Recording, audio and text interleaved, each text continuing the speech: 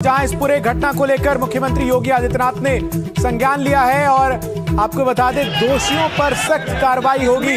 मुख्यमंत्री की तरफ से यह आश्वासन भी दिया गया है। तो मथुरा की घटना पर सीएम योगी ने संज्ञान लिया है। फरसा बाबा जिनकी आज सुबह मौत हो गई, कुछ गौ तस्कर बताए जा रहे हैं जिन्होंने गाड़ी से कुचलकर उनकी गाड़ी से कुचलकर फरसा बाबा की मौत हो गई। उसके बाद मौके पर क्या स्थिति पैदा हो गई थी, तस्वीरें हम आपको दिखा रहे हैं। हजारों की संख्या में उनके जो समर्थक थे वो सड़कों पर उतर गए। लगातार खुद जो बड़े अधिकारी हैं लखनऊ तक मॉनिटरिंग की जा रही है इस मामले की, और खुद अब मुख्यमंत्री ने मामले का संज्ञान लिया है और आश्वासन दिया है कि जो भी आरोपी होंगे उन पर सख्त कार्रवाई की जाएगी। अजय लगातार बने हुए हैं। अजय, मुख्यमंत्री की तरफ से सीधा निर्देश दिया गया अधिकारियों को कि जो जिम्मेदार हैं, जो अपराधी हैं, उन्हें जल्द से जल्द पकड़ा जाए। सख्त कार्रवाई की बात कही गई है। बिल्कुल सख्त कार्रवाई की और यथाशीघ्र कार्रवाई की बात मुख्यमंत्री की तरफ से कही गई है। और जो स्थानीय लोग हैं उनसे जब संवाद हुआ तो उनकी तरफ से उनको कॉन्फिडेंस भी है कि योगी आदित्यनाथ के राज में उनको न्याय मिलेगा। वो मुख्यमंत्री गोरक्ष परंपरा से आने वाले मुख्यमंत्री हैं, गौ रक्षा को लेकर कर्तव्यबद्ध हैं। ये तमाम बातें वो जो ग्रामीण है, आक्रोशित ग्रामीण है, उनकी तरफ से बताई जा रही थी और अब मुख्यमंत्री ने संज्ञान ले लिया है। यथाशीघ्र कार्रवाई, सख्त कार्रवाई करने के निर्देश अधिकारियों को इस पूरे मामले में दिए हैं। बिल्कुल, तो लगातार तस्वीरें एक बार फिर से दिखाते हैं। एक तरफ मुख्यमंत्री योगी आदित्यनाथ ने दोषियों पर सख्त कार्रवाई की बात कही है, दूसरी तरफ जो तस्वीरें नजर आ रही हैं उन तस्वीरों में किस तरीके से जो प्रदर्शनकारी हैं वो नजर आ रहे हैं। सड़कों पर बड़ी संख्या में यहाँ पर अब वो पहुंच चुके हैं और अब उसी सड़क पर बैठकर वो विरोध प्रदर्शन करते नजर आ रहे हैं। इस दौरान पुलिस की तरफ से हल्का बल प्रयोग भी किया गया जब पुलिस के ऊपर पत्थरबाजी हुई। ये तस्वीरें देखिए, पहले पत्थरबाजी होती है पुलिस के ऊपर, उसके बाद पुलिस की तरफ से हल्का बल प्रयोग किया जाता है और अब फरसा बाबा की हत्या से आक्रोशित तमाम जो लोग हैं वो सड़कों पर बैठकर विरोध प्रदर्शन करते हुए नजर आ रहे हैं। बिल्कुल, और जो स्थानीय प्रशासन है चंदन, वो भी कोशिश कर रहा है यहाँ पर कि किसी तरीके से भीड़ को समझाया जाए यहाँ पर, ताकि जो हालात हैं वो सामान्य हो सके, क्योंकि काफ़ी व्यवस्थित ये पूरा हाईवे है और दो राज्यों को जोड़ता है जो मुख्य राज्य हैं। जैसे कि अजय भी बता रहे थे कि अब जो अधिकारी हैं स्थानीय उनको जिम्मेदारी दी गई है। डीएम जो है वो मौके पर बातचीत करने की कोशिश कर रहे हैं, क्योंकि जो लोग हैं वो बड़ी संख्या में वहां पर पहुंचे हुए हैं और मांग कर रहे हैं कि जो आरोपी हैं उन्हें पहले तो जल्द से जल्द पकड़ा जाए और उन पर बड़ी कार्रवाई हो। और ये तस्वीरें भी हम आपको दिखा रहे हैं। आप देखिए कैसे सुबह जब ये पूरी वारदात होती है उसके बाद कैसे एकाएक करके हजारों की संख्या में जो लोग हैं वो सड़कों पर उतर जाते हैं, पत्थरबाजी करते हैं, कार्रवाई की बात करते हैं और गाड़ियों को भी यहाँ पर नुकसान पहुंचा है और गुस्सा है लोगों के अंदर। मांग कर रहे हैं कि इस मामले में कार्रवाई की जाए और न सिर्फ कार्रवाई बल्कि सख्त कार्रवाई यहाँ पर आरोपियों के ऊपर हो। और मुख्यमंत्री योगी आदित्यनाथ ने इस पूरी घटना का संज्ञान लेते हुए दोषियों के खिलाफ सख्त कार्रवाई के निर्देश भी दिए हैं। इसके साथ ही साथ दो तस्वीरें आपके स्क्रीन पर किस तरीके से फरसा वाले बाबा की हत्या के बाद ये पूरा मामला जो है वो अब गर्मा गया है और गौ तस्करों को पकड़ने के लिए तड़के सुबह 4 बजे फरसा बाबा बाइक से उनका पीछा कर रहे थे। जानकारी हमारे सहयोगी अजय ने दी कि उन्होंने रोकने की कोशिश की।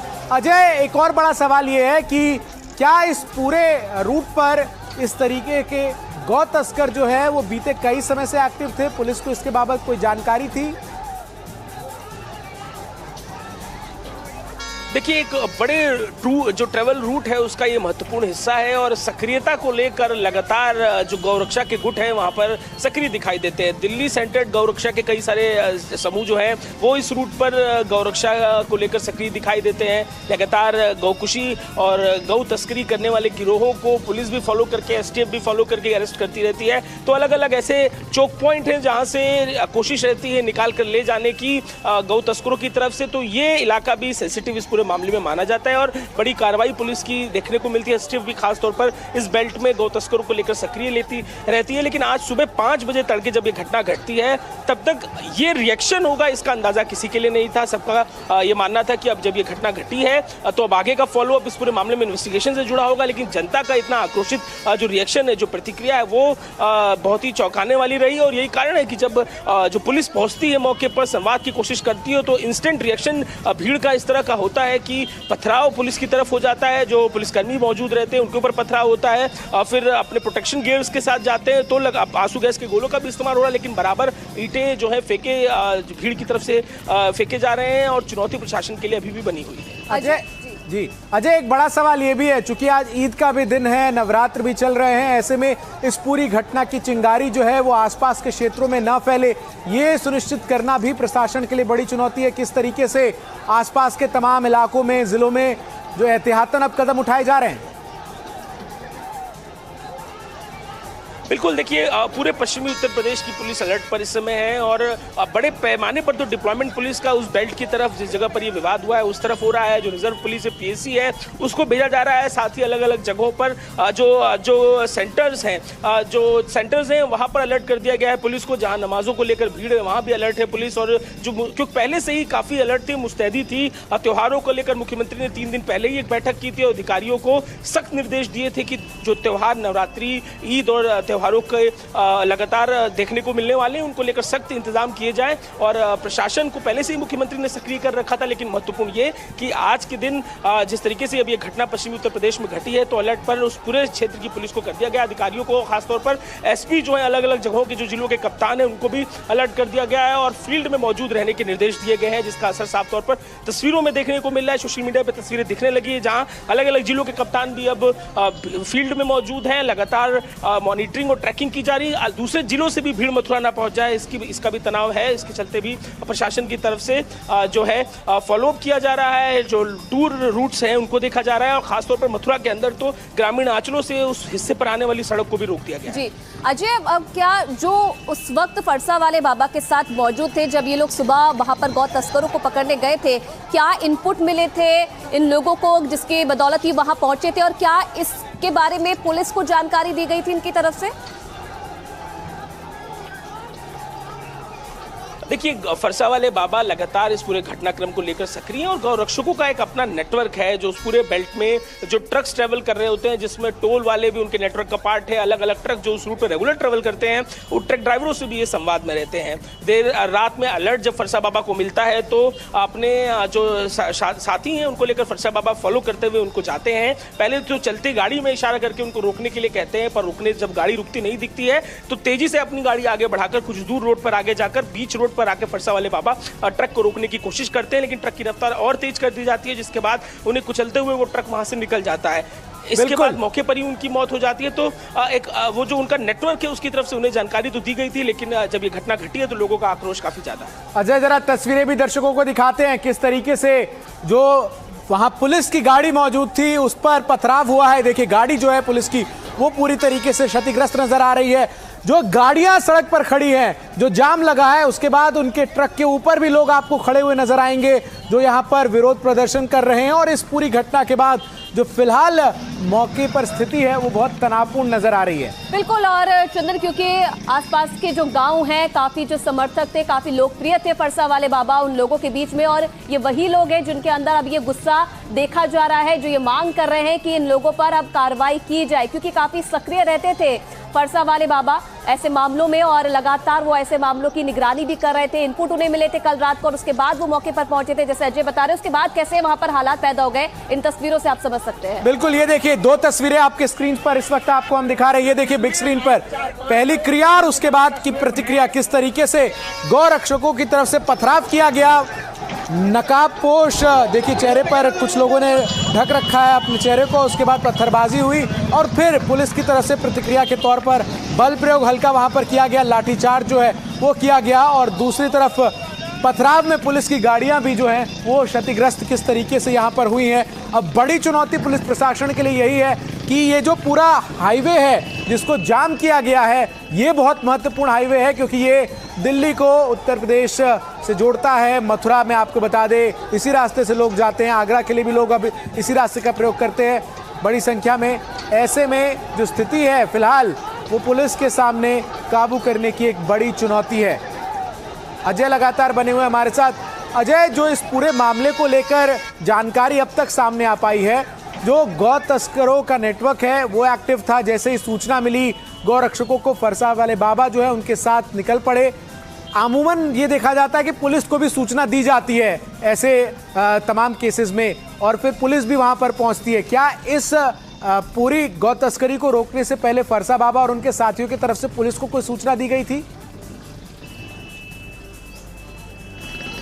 देखिए, सामान्यतः गौरक्षकों का जो काम करने का टेम्परामेंट होता है वो खुद फील्ड में निकलते हैं, जो ट्रक वो आइडेंटिफाई करते हैं, जिन व्हीकलों को वो आइडेंटिफाई करते हैं, खुद ही सामने आ जाते हैं, उन्हें रोकने लगते हैं, नहीं रुकते। तो ऐसे में कई वीडियोस ऐसे सामने आए हैं जब जो ट्रकों को पंचर करने वाले लोहे के गेयर्स होते हैं उनको फेंक कर ट्रकों को रोकने की कोशिश इन गौरक्षकों की तरफ से की जाती है। तो प्राथमिक तौर पर खुद ही वो सारे उपचार करते हैं, ये गौरक्षक दिखाई देते हैं, जिसके जरिए वो ये कोशिश करते हैं कि वो हालात को खुद अपने नियंत्रण में लें, गौ तस्करी को रोके। पुलिस को सूचना बाद में देना या प्राथमिक तौर पर देना उनका काम रहता है, लेकिन खुद ही एक्शन करके रोकने के प्रयास में रहते हैं। और इसी कड़ी में आज के दिन का भी प्रयास जो फरसा वाले बाबा का है उनका भी था, रोकने का प्रयास था फरसा वाले बाबा का। लेकिन महत्वपूर्ण बात यह कि जिस तरीके से इशारा करके वो रोकने की कोशिश करते हैं, नहीं रुकती है, फॉलो कर आगे जाते हैं, रोड पर बीच रोड पर खड़े होकर रोकने का प्रयास करते हैं, नहीं रुकते हैं और कचरते हुए गुजर जाते हैं, उनको कुचलते हुए गुजर जाते हैं। तो ये सीधे तौर पर अब जो लोग हैं इस बात को लेकर काफी आक्रोशित हैं और सड़कों पर।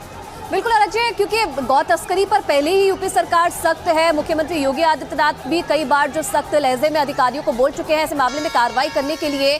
लेकिन यहाँ पर सवाल ये उठता है कि अगर कुछ ऐसी चीजें वहां पर चल रही है, अगर गौ तस्करी वहां पर हो रही है, तो क्या इसके बारे में पुलिस को नहीं पता था?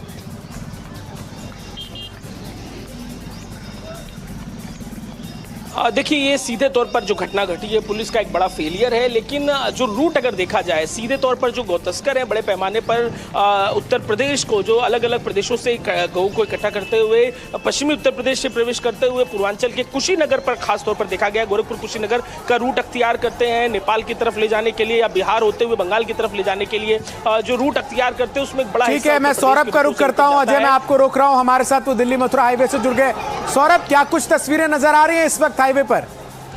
देखिए, पूरा हाईवे जाम पड़ा हुआ है और जिस तरीके से ये घटना हुई है, यहाँ पर स्थिति आप देख सकते हैं कि ये पूरा जो हाईवे है, राष्ट्रीय राजमार्ग जो दिल्ली की ओर जाता है, ये पूरा जाम है और पुलिस यहाँ पर मौके पर है और पुलिस इस जो हाईवे है उसे खुलवाने की कोशिश कर रही है। मौके पर पहुंचकर जो भी स्थिति है उसे काबू करने की कोशिश कर रही है। लेकिन अभी भी जो बताया जा रहा है कि यहाँ पर जो गौरक्षक हैं वो हटने को तैयार नहीं है, उन्हें हटाया जा रहा है। लेकिन घटना बहुत बड़ी हो गई है क्योंकि यहाँ पर उन्होंने पथराव किया, पथराव के बाद पुलिस ने आंसू गैस के गोले छोड़े और जो घटना है वो जो लोग हैं, जो गौ सेवक हैं, वो मांग कर रहे हैं कि जल्द से जल्द गिरफ्तार किया जाए जिसने बाबा की हत्या की है, जिन्होंने बाबा को कुचला है।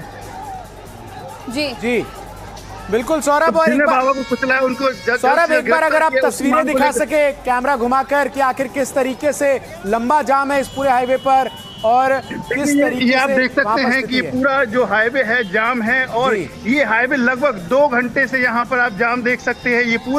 ये लगभग 2 किलोमीटर का जाम यहाँ पर लगा हुआ है। लोग परेशान हो रहे हैं, दूर दूर से यहाँ पर आए हैं। जो ये हाईवे सीधा दिल्ली और आगरा को जोड़ता है, जिस कारण से लोगों की यहाँ पर जाम लगा हुआ है और लोग काफी परेशान हो रहे हैं कि ये लगभग 2 घंटे से यहाँ फंसे हुए हैं। आप देख सकते हैं तस्वीरों में, ये तस्वीर है यहाँ की। स्थिति बड़ी यहाँ पर बेकाबू नजर आ रही है।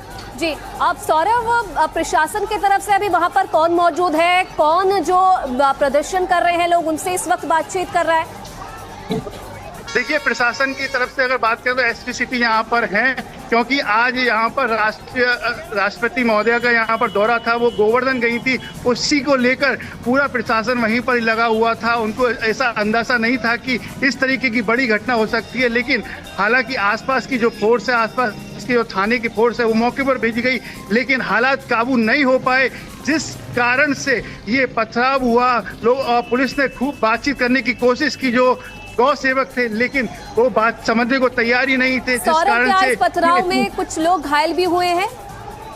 जी बिल्कुल, सूचना आई है कि यहाँ पर कई लोग घायल हुए हैं, पुलिसकर्मी भी इसमें घायल हुए हैं, जिन्हें आसपास के अस्पतालों में भेजा गया है और देखा जा रहा है कि यहाँ पर कौन कौन घायल हुआ। अभी संख्या का कोई भी जानकारी नहीं हो पाई है क्योंकि पुलिस अभी हालत को ही जो काबू में करने की कोशिश कर रही है। इस कारण से अभी ऐसी पूरी पुख्ता जानकारी नहीं है कितने लोग घायल हैं, कितने लोगों को अस्पताल में भर्ती कराया गया है। लेकिन पुलिस इसमें लगी हुई है कि ये जो गिरफ्तारी हो और हालात को काबू में पाया जा सके। सौरभ, चूंकि जहां आप मौजूद हैं ये स्थान बहुत महत्वपूर्ण है, जैसा कि आप बता भी रहे हैं, दिल्ली से आगरा जाने वाला ये हाईवे है, ऐसे में इस पर गाड़ियों की कतार, एक बार मैं फिर से आपको कहूंगा जरा तस्वीरें आप दिखाते रहे किस तरीके से गाड़ियों की यहाँ पर लंबी कतारें जो है वो नजर आ रही हैं।